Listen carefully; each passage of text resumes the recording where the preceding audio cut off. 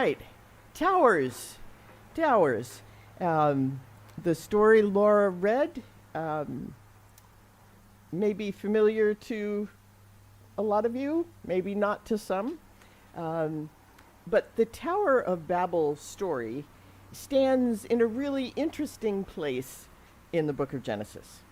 As we've been marching through Genesis from the beginning, we've skipped over the story of Noah and the flood for now. We'll go back and get it later. Although in a bit, in this sermon, we'll look at how the ending of Noah's story in Genesis 9 connects with this one. But first, I want to look at the landscape, both before and after this brief story, as the writer of Genesis winds us through time and space with the genealogy of the sole surviving family of the great flood, Noah and his kin. And so we read of fathers and sons, we hear the origin stories of the nations of the earth. One of Noah's grandsons is named Egypt, for example. Canaan is another. The intention of that march across time is for us to end up at the birth of Abraham, whose story picks up in Genesis 12. But the journey takes a detour. Partway through the genealogy of Shem, the son who's Abraham's direct ancestor in the record, the parade of ancestors makes a pit stop in the region known as Babel to explain the origins of different languages and tell us about a grand yet unfinished tower. Why interrupt that genealogy? Why not just stick that story at the beginning or the end? And why interrupt it right there? I went down the rabbit hole of the genealogies this week so that you don't have to. But the bottom line is that there are two people in Noah's genealogy where many have seen a connection to the Tower of Babel story. You can find the rabbit hole if you want by finding the break in the usual pattern that genealogies take, because normally it's just this person was the father of this person and these people who were the father of this person and that person, and so it goes. They might give you another detail that's common to all. In this particular genealogy, and this person then founded these cities and these areas. But the first break in that regular pattern comes in the descendants of Noah's son Ham, specifically with Ham's son Cush. Genesis chapter 10, verse 8 tells us, quote, that Cush became the father of Nimrod. He was the first on the earth to become a mighty warrior. He was a mighty hunter before the Lord. Therefore it said, like Nimrod, a mighty hunter before the Lord. That's a lot of extra ink that interrupts something. The beginning of Nimrod's kingdom, I'm continuing the quote here. The beginning of his kingdom was Babel, Erech, and Akkad, all of them in the land of Shinar. From that land he went into Assyria and built Nineveh, Rehoboth-ir, Calach, and Rezin between Nineveh and Calach, that is the great city. That's the end of the Bible quote. Those areas established by Nimrod represent the Mesopotamian cradle of civilization that you likely learned about in school. Calach was the capital of Assyria in the 9th century BCE. Today, the city is called Nimrud, an echo of its legendary founder. It sits just south of Mosul in Iraq. Nineveh is technically in Mosul, and the ruins of ancient Nineveh sit just across the Tigris River from the city of Mosul. Ancient Nineveh eventually outstripped Calach in importance and took over as Assyria's capital in the 7th century BCE. Since it's Calach and not Nineveh that the genealogy calls the great city, that might be one clue to dating the record that we have. But Nimrod didn't begin there in the north. 52 miles south of Nineveh, still in Iraq, Genesis tells us that Nimrod began his kingdom in Babel, which would become Babylon, the capital city of the Babylonian Empire, which became the largest city in the world by population, housing over 200,000 people, and took the largest city title away from Nineveh as the Babylonian Empire laid waste to the Assyrians. It was Babylon that would next lay siege to Jerusalem, burn the temple, and carry its people off into exile in the early 6th century BCE. But whether Nimrod or someone else founded them, Nineveh and Babylon were both small once. And to get to our tower story, we need some context about ancient cities. The very earliest cities in Mesopotamia all began as religious sites with a temple to a local god.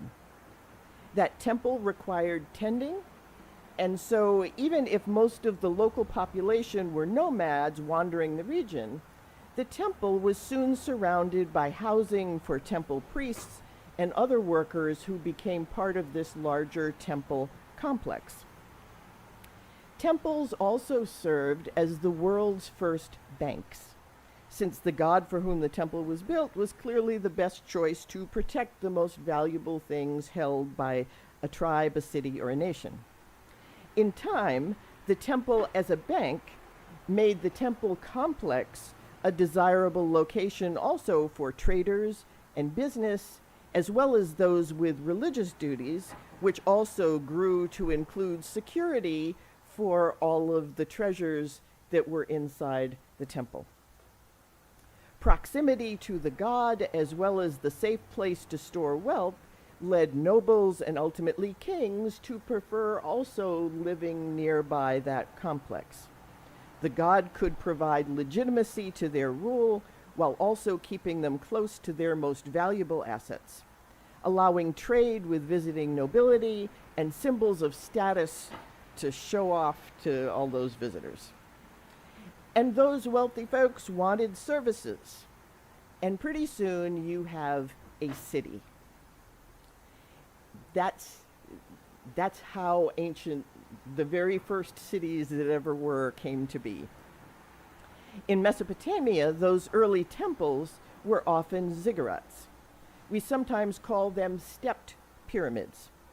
Unlike the smooth Egyptian pyramids that served as the grand burial chambers in Egypt, the ziggurats had steps for a reason. They were built as stairs for the god of the temple to come down to earth and receive offerings, worship, or otherwise check out what the people were doing. Thus, the towering ziggurat needed to reach towards the heavens as far as possible so that the god could get down. Whether aged gods needed an acorn stair lift, I can't say. It's still up for debate, but that's literally why you have pyramids and why the ziggurat has those steps. What the stairs were definitely not for is for the people to climb up, except to build or possibly enhance the structures. Worshippers were allowed no further than the base of the temple. They didn't even go inside.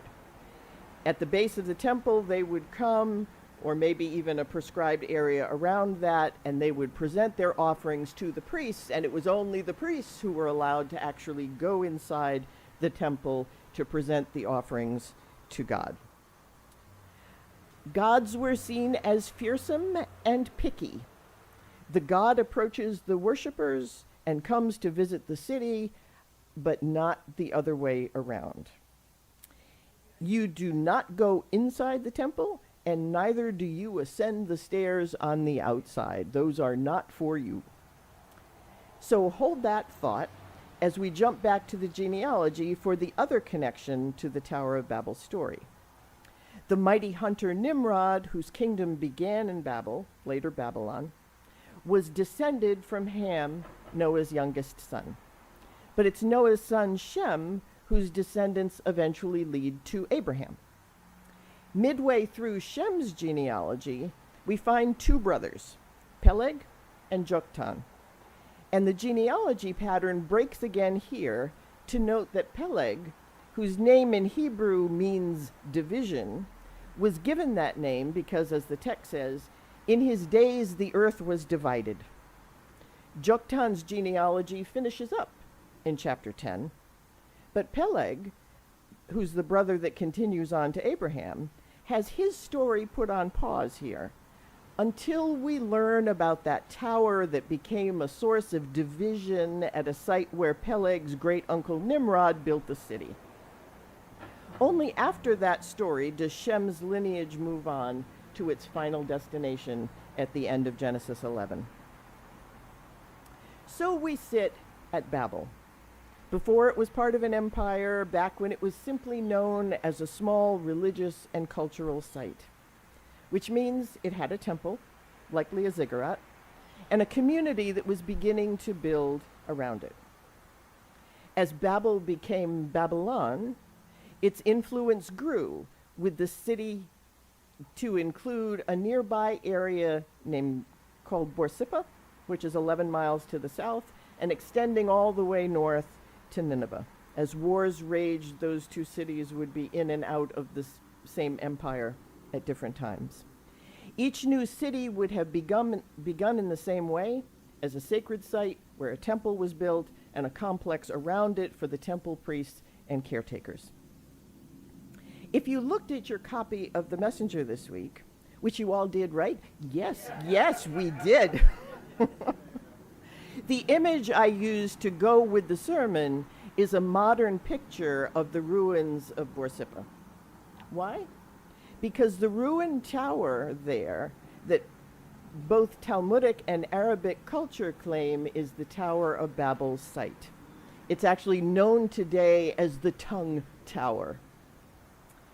That claim is bolstered by the work of Sir Henry Rawlinson, known as the father of Assyriology, who in the 19th century found some inscribed cylinders in the walls of that ruined tower.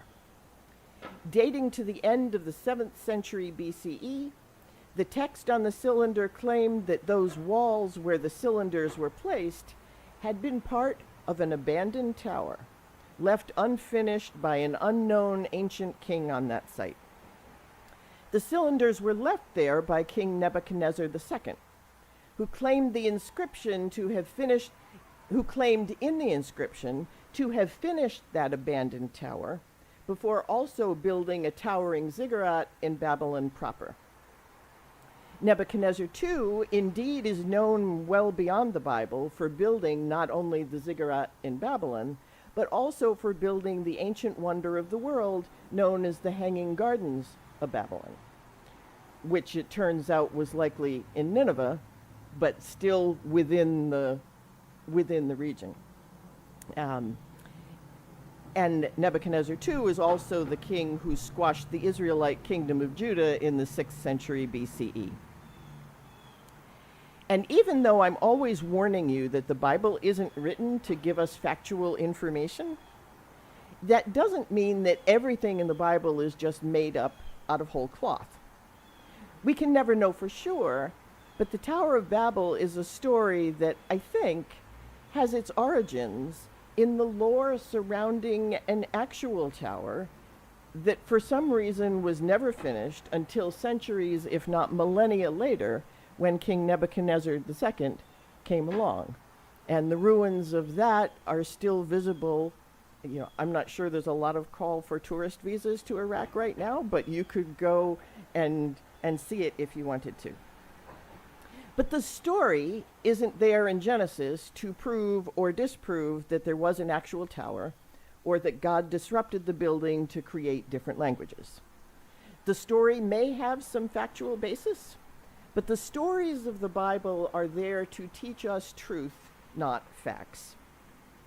Here, I think the Bible takes the natural questions people would have about this unfinished ancient tower and uses them to teach us something about who God is, how people behave, and how those who want to be faithful to that God should respond in our own lives. So if we adjust our lens a little bit, what do we see on that front? In the story, God is not a happy camper, and does not approve at all of the tower and the surrounding city. But why? I think there are three possibilities that could exist either singly or in combination, with all of them having some resonance for us today. The one I latched onto the very first time I heard the story as a child was that the people are not building out of devotion to God, but out of arrogance. The text has them saying, "Come, let us build ourselves a city and a tower with its top in the heavens, and let us make a name for ourselves." That verse stood out to me decades before I knew that cities began with temples that were often towers of various kinds. That ancient cities began as temple complexes devoted to a god makes the desire of the people in Babel to make a name for themselves with that tower and city all the more egregious. But in the text, God doesn't call out their arrogance, at least not directly. God is concerned about what else they might do if they continue to operate as a unit with no language barrier, a single focus, and no diversity. In response, God scatters them across the earth. So if scattering people is the answer, then there must be a different question. Rabbinic midrash on this text reminds us that back before the genealogy of chapter 10, we have the end of the story of Noah and the flood. Once Noah and his family have landed the ark on Mount Ararat, which is found on today's Turkey-Syria border, God gives them a command. Genesis chapter 9, verse 1 says, "Be fruitful and multiply and fill the earth." And that command is repeated in verse 7. What the rabbis point out is that staying put in a settled city is the exact opposite of God's command to Noah's descendants. That interpretation fits with God's solution, which is to block their ability to communicate and to scatter the people across the earth. And just as God commanded Noah and his family to fill the earth twice in chapter 9, twice in chapter 11, we're told that God scattered them abroad across the face of the earth. You can't effectively fulfill Adam's charge to serve and protect the earth in Genesis 2 if you're holed up in just one tiny corner of it watching Netflix. That interpretation makes the scattering punishment fit the crime. God tells them to fill the earth, and the people say, no thank you, we'll just build ourselves an amazing city, and we will stay right here, thank you very much. God responds, no, shuts down Google Translate, and forces them to scatter, to become different peoples with different languages, traditions, and cultures in all the parts of the earth. Turns out that's actually key to survival. Part of the way any species goes extinct, including the human species, is a lack of genetic diversity. That's a really viable addition, I think, to the arrogance interpretation. You need diversity, you need to scatter, you need to fill the earth. But I'm not sure that it goes far enough. A new thing I realized just this past Friday is that I think this story prefigures a biblical story from a couple thousand years later when someone else wanted to build a temple and a great city. That person was, like Nimrod, a great warrior who rose to lead his people. His name was David, and he was king of Israel around 1000 BCE. David wanted to build a temple in the new place he had just conquered, which we now know as Jerusalem. Before King David's time, the center of worship for Israel moved around. Israel's most sacred object, the Ark of the Covenant, which contained the tablets of the Ten Commandments, as well as other artifacts from Israel's time wandering in the wilderness, was kept in the tent of meeting, which Moses built at God's instruction in the Sinai desert. It was designated specifically to move as the people moved. Once the Israelites entered the Promised Land, the ark still moved from place to place, even as settled towns began to develop. On occasion, it was even captured by enemies and people had to go recover it. Israel had no capital city or central location for worship, even when the people got their first king, King Saul. During Saul's reign, the ark was still on the move, moving mostly between the larger centers of Shiloh and Shechem, but there was no temple.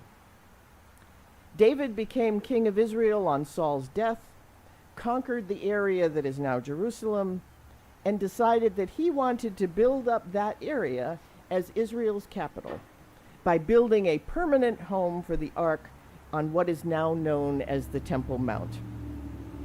If a tent is good, a cedar structure painted in gold leaf is better, isn't it? David's prophet Nathan thought so. He was pretty pleased. But that night, God comes to Nathan with a pointed complaint to be delivered to David. This comes from 2 Samuel chapter 7, verses 6 through 7. God is speaking. I have not lived in a house since the day I brought up the people of Israel from Egypt to this day, but I have been moving around in a tent and a tabernacle. Wherever I have moved about among all the people of Israel, did I ever speak a word with any of the tribal leaders of Israel, whom I commanded to shepherd my people Israel, saying, "Why have you not built me a house of cedar?" There were shrines in various towns, and even in some homes, but the center of worship? No. God was quite content to be represented in a tent that could move as the people moved. In fact, it was preferable. Even though, unlike at Babel, David was building for God's glory and not for his own, God didn't want a stationary temple, which would locate the sacred here but not there. God very much doesn't like it. God never liked the idea of a king to begin with, but that's another story. This is an additional outrage for God is what kings are bringing. God does relent on the temple, but he doesn't allow David to build it because David has too much blood on his hands. It's David's son Solomon who builds the temple in Jerusalem. Solomon was the last king to rule over a united Israel. Once the kingdoms divided into north and south, a second temple was built for the northern kingdom on Mount Gerizim in Samaria, which is now in the West Bank. Then the fighting started. First rooted in where it was appropriate to worship, an argument that 1,000 years later Jesus has with the Samaritan woman at the well in John 4. She says, we say it's appropriate to worship on Mount Gerizim. You say it's in Jerusalem. Which one is right? And they debate about that. You can almost hear God's, "I told you so." The Tower of Babel story can be seen as a harbinger of the later dispute about the temple in Jerusalem. The message I hear is that human beings are meant to be scattered into diverse families, peoples, languages, and nations, to serve and protect every inch of the earth, to be a keeper of all of God's children. God is happy, more than happy, to travel, to be with each and to speak in ways that each can appreciate and understand. No one place on the earth is more of a home to God than any other. The sacred cannot be located here, but not there. There is a danger in monolith, and it's a danger we see today in corporate monopolies, in oligarchs, in financial bubbles, in ideological and religious echo chambers. When we gather together with a singular focus, when we all speak the same language, both literally and metaphorically, no task will be impossible for us.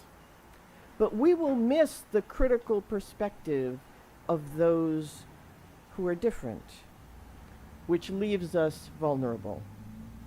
We lose dissenting voices who might say to us, well, just because you could doesn't mean you should. We begin to think that we and our ways are the best and only ways, and feel free to abolish anything that appears to us to be other.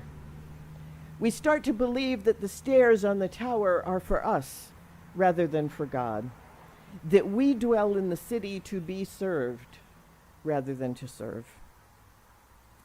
The covenant God makes with Noah after the flood in Genesis 9 is called the universal covenant because God makes it not just with Noah and his family, but with everyone who will come after him and all living things.